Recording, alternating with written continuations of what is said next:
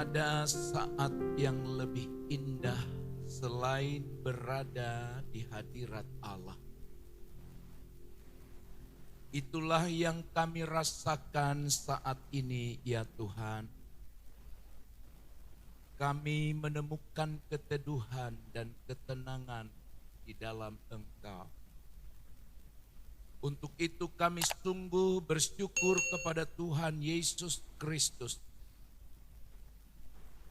Kami boleh memuji dan menyembah Engkau, ya Bapa.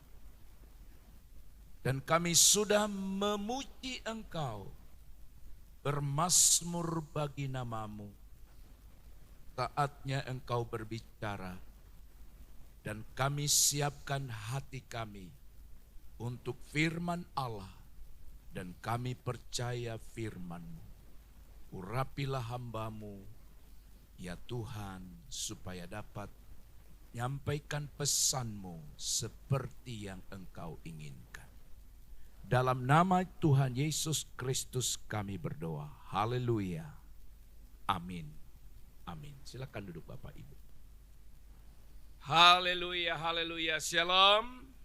Shalom, puji Tuhan. Senang berjumpa kembali dengan Bapak Ibu yang terkasih di dalam Tuhan. Setelah 1 minggu kita tidak berjumpa dalam ibadah raya, dan hari ini oleh kemurahan Allah kita berjumpa di rumah Tuhan.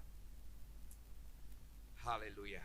Hari ini saudara-saudara kita akan mendengarkan firman Tuhan yang saya beri judul Ketenangan Jiwa.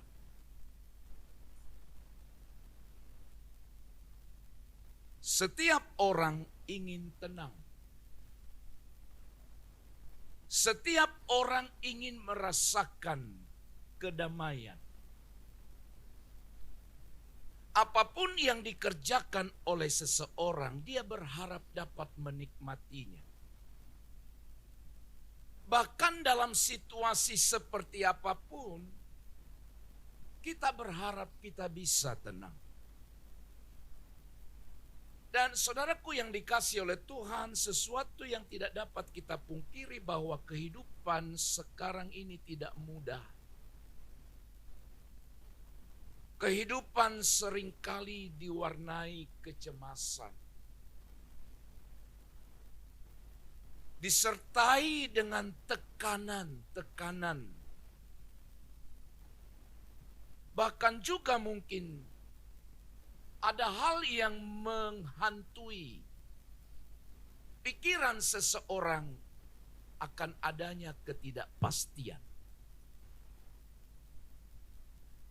Nah, saudara-saudara, kondisi keadaan-keadaan seperti itu artinya bahwa itu tidak akan terelakkan oleh kita. Pasti ada itu. Namun ketika hal-hal itu datang, kita boleh tenang. Dalam kitab Mazmur pasal 61 akan mengajar kita, di mana kitab ini memberikan kita pengajaran, pandangan tentang bagaimana kita dapat mencapai ketenangan jiwa yang sejati di dalam Kristus.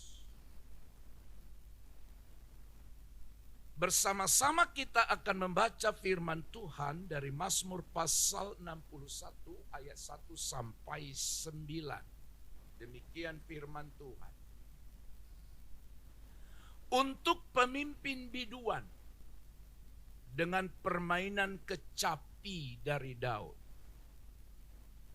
Dengarkanlah kiranya seruanku, ya Allah. Perhatikanlah doaku. Dari ujung bumi aku berseru kepadamu, karena hatiku lemah lesu. Karena hatiku lemah lesu, tuntunlah aku ke gunung batu yang menjulang tinggi di atasku. Sungguh Engkau telah menjadi tempat perlindunganku, menara yang kuat terhadap musuh. Biarlah aku menumpang di dalam kemah-Mu untuk selama-lamanya. Biarlah aku berlindung di bawah naungan sayap-Mu. Sungguh, Engkau ya Allah telah mendengarkan nazarku, telah menganugerahi aku warisan bersama mereka yang takut akan nama-Mu. Tambahilah umur raja. Tahun-tahun hidupnya kiranya ia berusia lanjut sampai beberapa keturunan. Kiranya ia bersemayam di hadapan Allah selama-lamanya. Tetapkanlah kasih setia dan kebenaran menjaga dia. Maka aku hendak memasmurkan nama-Mu untuk selamanya.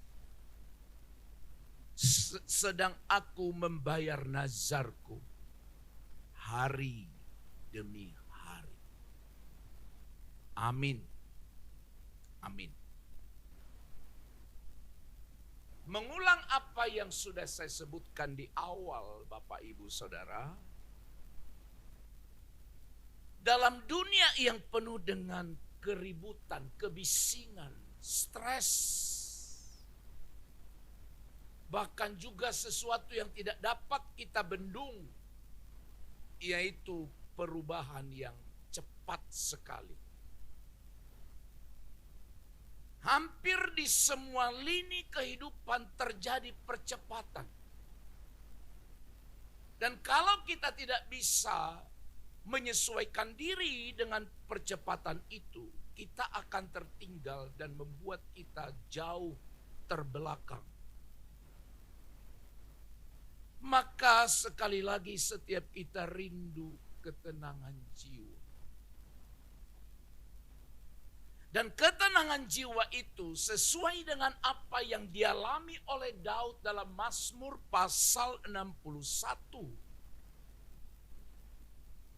Pergumulan keadaan yang sama yang membuat jiwanya tertekan.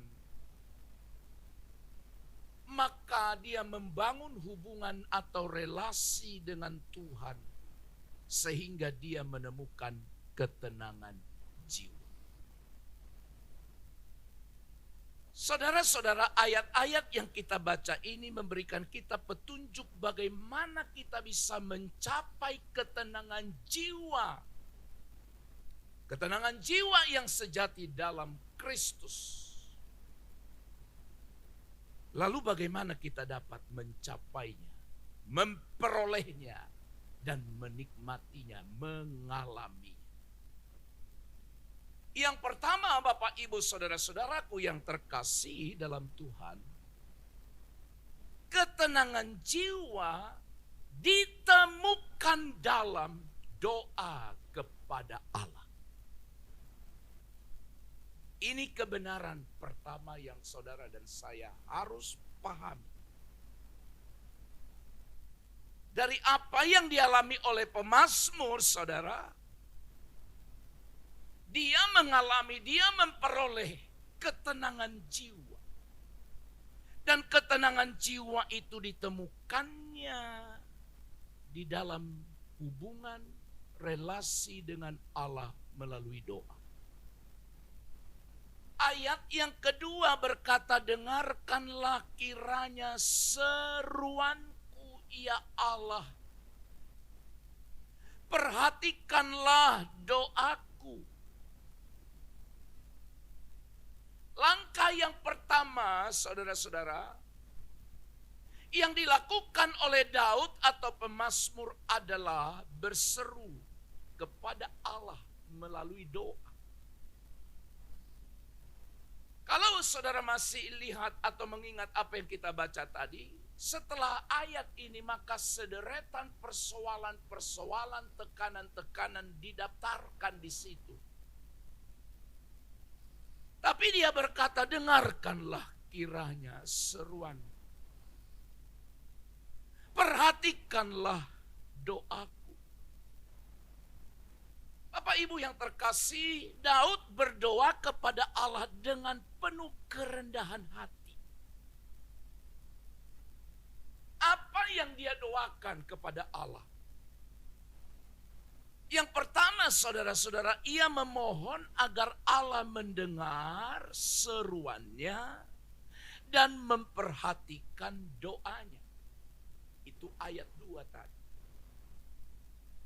Yang kedua, saudara-saudara, Daud mengakui bahwa ia berada di ujung bumi, yaitu tempat yang jauh dari kehadiran Allah dan kemuliaan.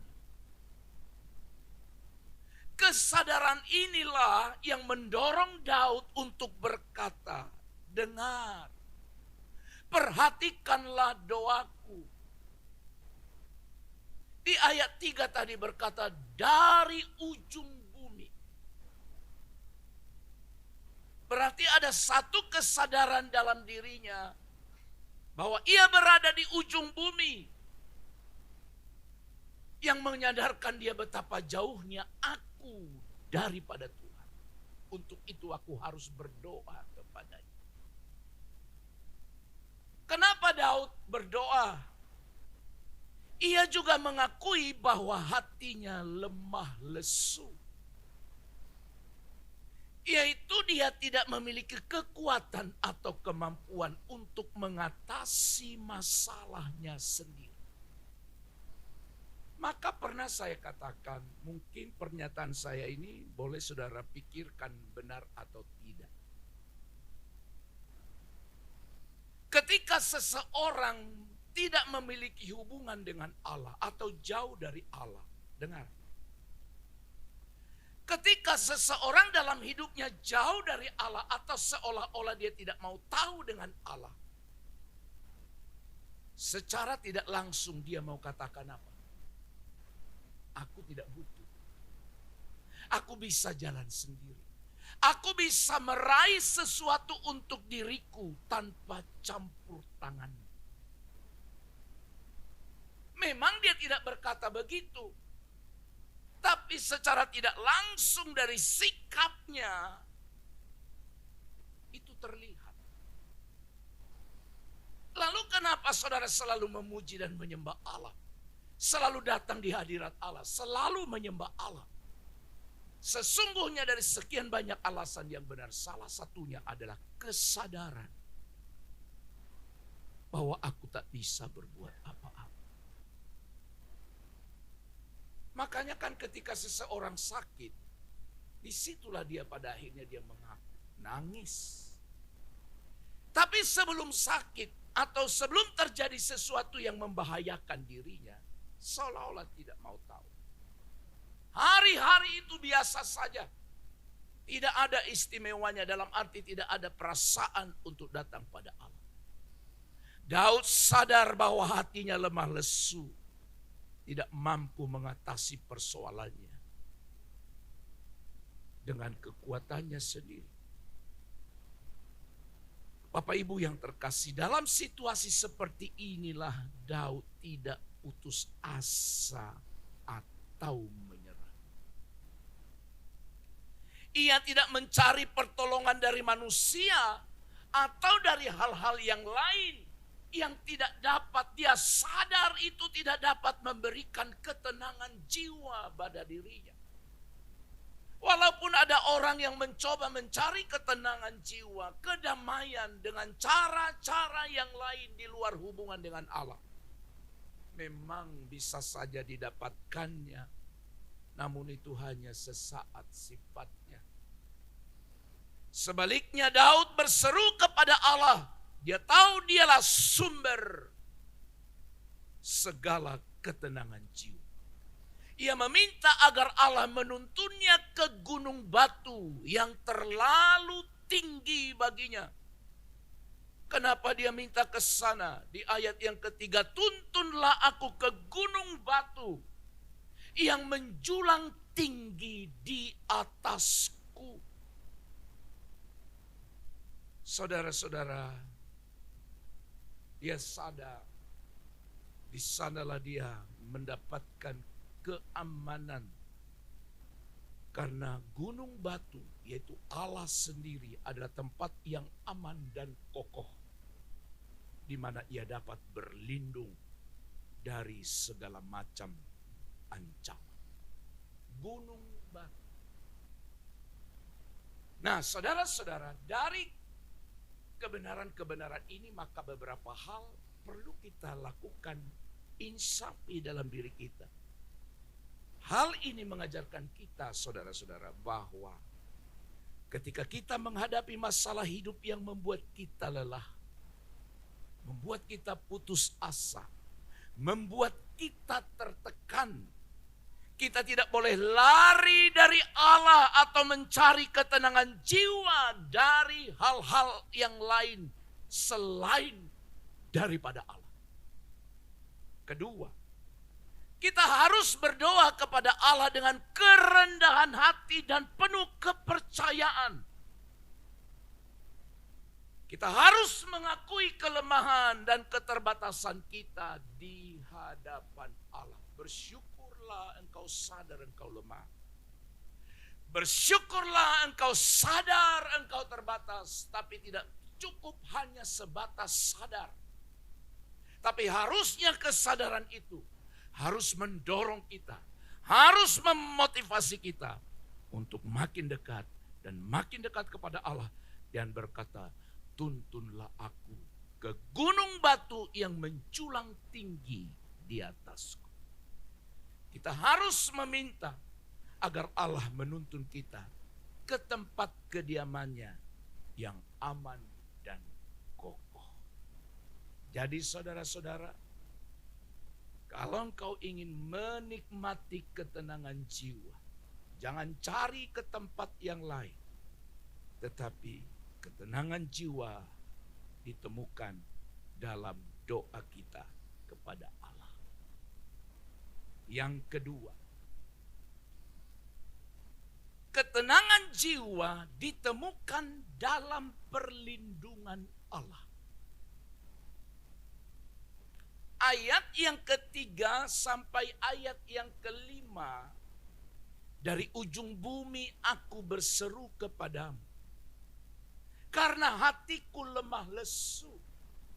Tuntunlah aku ke gunung batu yang menjulang tinggi di atasku. Sungguh, engkau telah menjadi tempat perlindunganku, menara yang kuat terhadap musuh.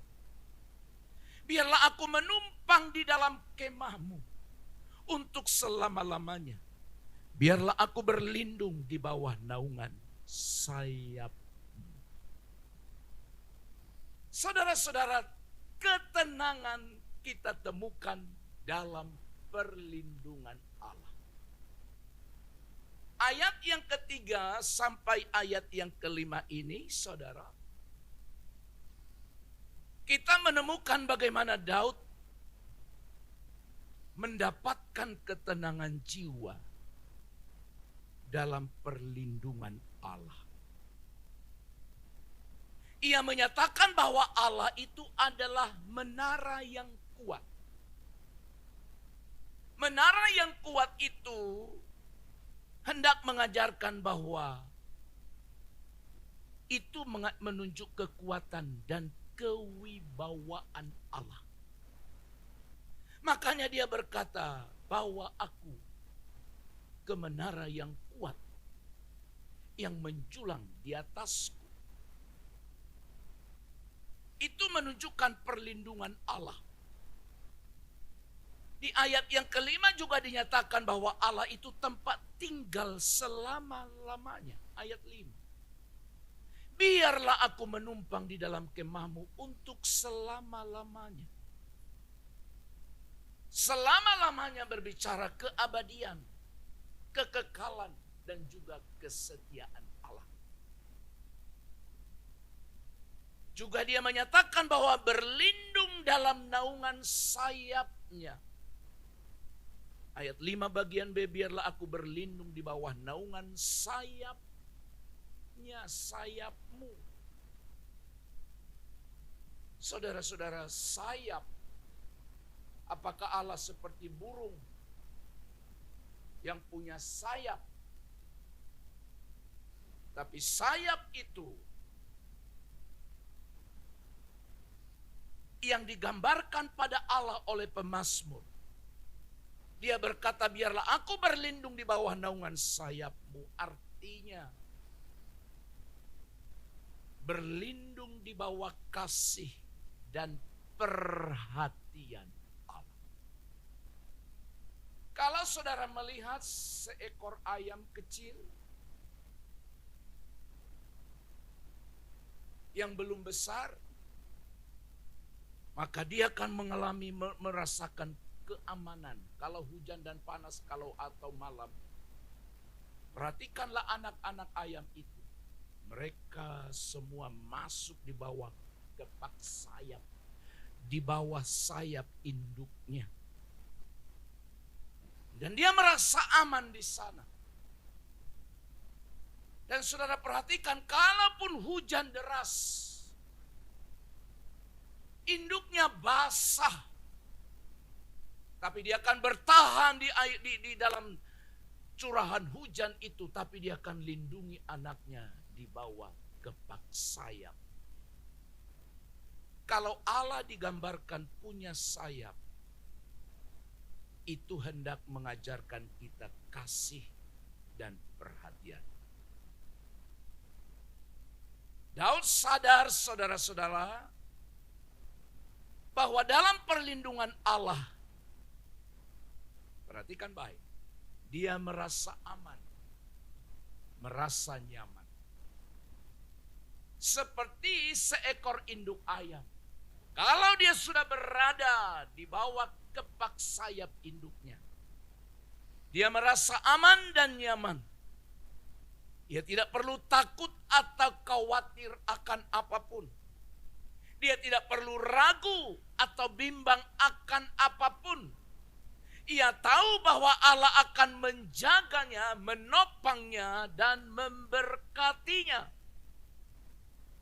Daud juga tahu bahwa Allah akan menjawab doanya, menggenapi janji-janjinya, dan akan memelihara hidupnya. Saudaraku sekalian, hal ini hendak mengajarkan kita yang pertama.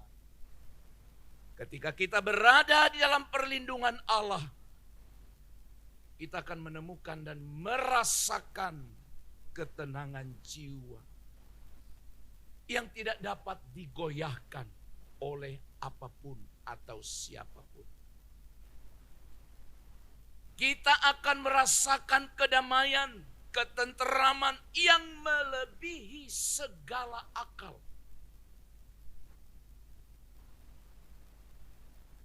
Makanya Alkitab berkata, damai sejahtera Allah yang melampaui segala akal akan memelihara hati dan pikiranmu di dalam Kristus Yesus. Ketenangan jiwa di dalam Kristus tidak ada bandingannya dengan apapun di dunia ini. Kemudian kita akan mengalami kasih dan perhatian Allah yang tidak dapat dipisahkan oleh apapun. Dan kita akan menyaksikan kekuatan kewibawaan Allah yang tidak dapat ditandingi oleh apapun. Karena kita berada di sebuah menara dan di bawah kepak sayap Allah. Itu berbicara perlindungan. Jadi engkau dan saya akan tenang ketika kita berada di bawah perlindungan Allah.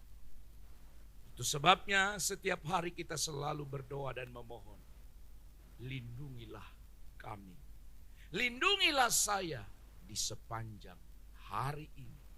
Karena kita sadar kalau Tuhan tidak melindungi, tidak seorang pun yang sanggup melindungi kita. Perlindungan dari Allah tidak ada yang bisa dibandingkan dengan. Yang terakhir, ketiga. Ketenangan jiwa ditemukan dalam pujian kepada Allah. Ayat 6, 7, dan 8 itu sesungguhnya bicara mengenai pujian.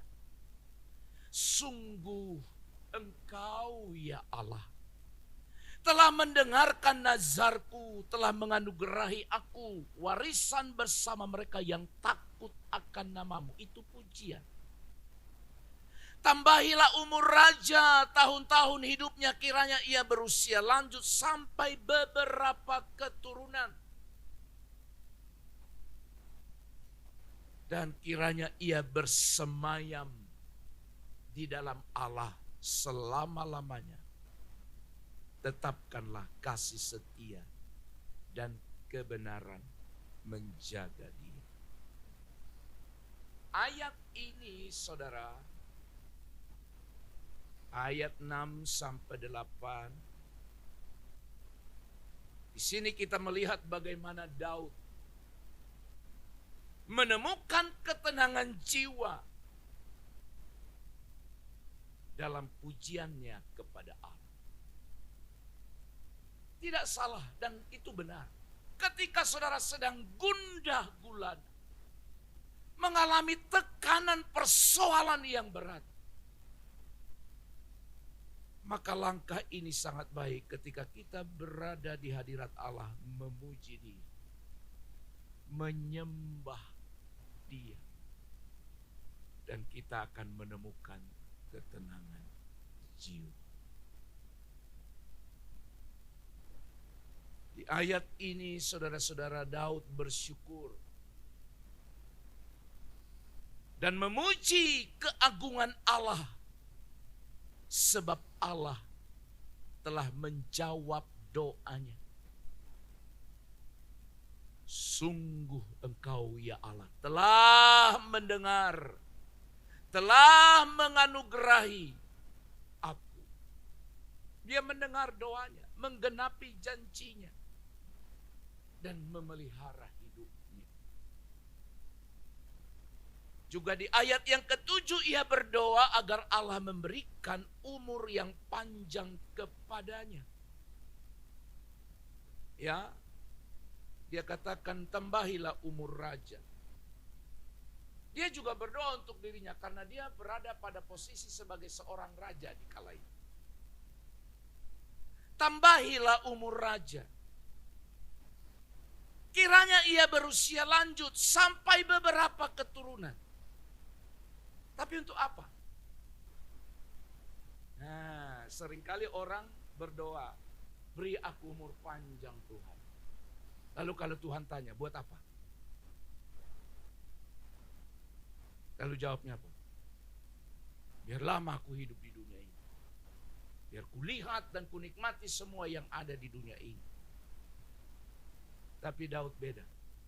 Kalaupun aku dikasih umur panjang bukan untuk diri saya, tapi supaya aku dapat terus melayani dan memuliakan Engkau. Jadi kalau saudara tidak sanggup lagi memuji dan memuliakan Allah, lebih bagus bilang, Tuhan panggil aku pulang. Daripada lebih lama aku tinggal di dunia ini, ngaco hidupku terus. Gak usah panjang-panjang, singkat-singkat saja. Tapi dalam hidup yang singkat ini, hidupku berkenan kepadamu. Amin. Ayo, mau untuk minta umur berapa? Aku ingin hidup 1000 tahun lagi. Buat apa saudara hidup 1000 tahun? Kalau ngaco. Hidup 1000 tahun, tapi jauh dari Allah. Kalaupun Daud berdoa agar Allah memberikan umur yang panjang, maka tujuannya supaya dia dapat terus melayani dan memuliakan Allah. Ia berjanji untuk mempersembahkan pujian kepada Allah setiap waktu, setiap hari. Kiranya ia bersemayam di hadapan Allah selama-lamanya, tetapkanlah kasih setia dan kebenaran menjaga dia. Maka aku akan memasmurkan. Perhatikan yang dimaksud raja kan dia. Betul tidak? Kalau saudara ngantuk nggak nyambung. Tambahilah umur raja. Ayat 9. Maka aku akan memasmurkan namamu untuk selama-lamanya. Dia mau umurnya ditambahi. Tapi aku ingin memuliakan Allah. Doaku juga sama. Kalau Tuhan izinkan, biarkan aku hidup lebih lama supaya aku dapat melayani Engkau lebih lama lagi dan lebih maksimal lagi. Itu doa saya. Tapi itu doa.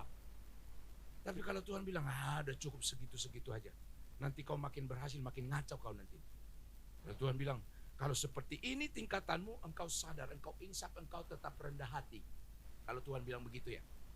Di batas kemampuan, di batas keberhasilan setingkat ini, hatimu masih lurus sama aku, kata Tuhan. Tapi kalau sudah naik nanti beberapa tingkat lagi, engkau tidak percaya sama aku.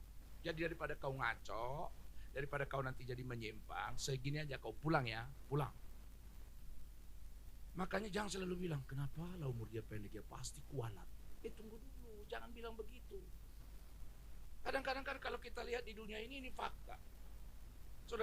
Pasti saudara pernah bilang, kenapa lah Tuhan panggil dia muda ya, padahal dia sungguh-sungguh sekali melayani, orangnya baik dan lain sebagainya. Berkorban bagi pekerjaan Tuhan, mengasihi sesama. Saudara pasti pernah bilang begitu ketika seseorang pulang lebih cepat. Lalu saudara bilang, kenapa lah Tuhan izinkan lama kali hidup ini ya?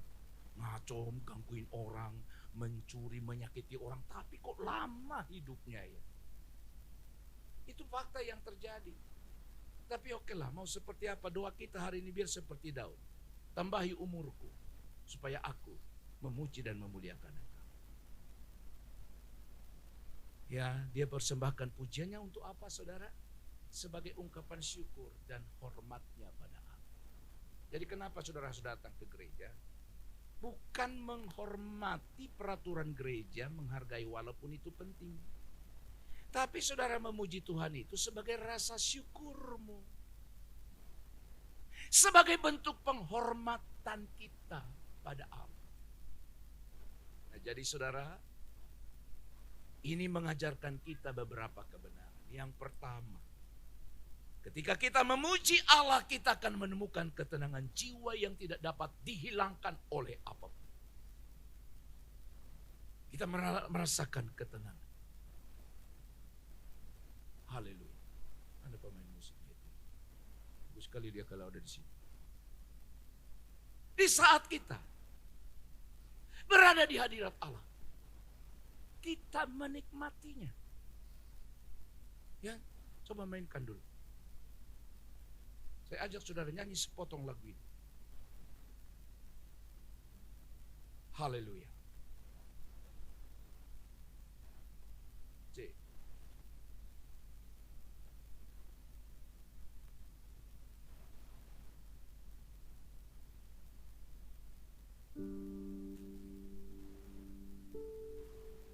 Tenanglah jiwaku dalam naungan sayapmu, menembus awan kelabu, pandang kemuliaan-Mu selalu ku rindu, dekat dalam hatimu,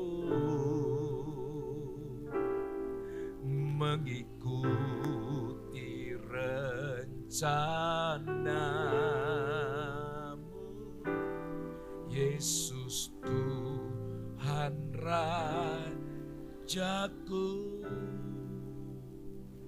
Kita akan merasakan sukacita dan kegembiraan yang tidak dapat ditiru oleh apapun.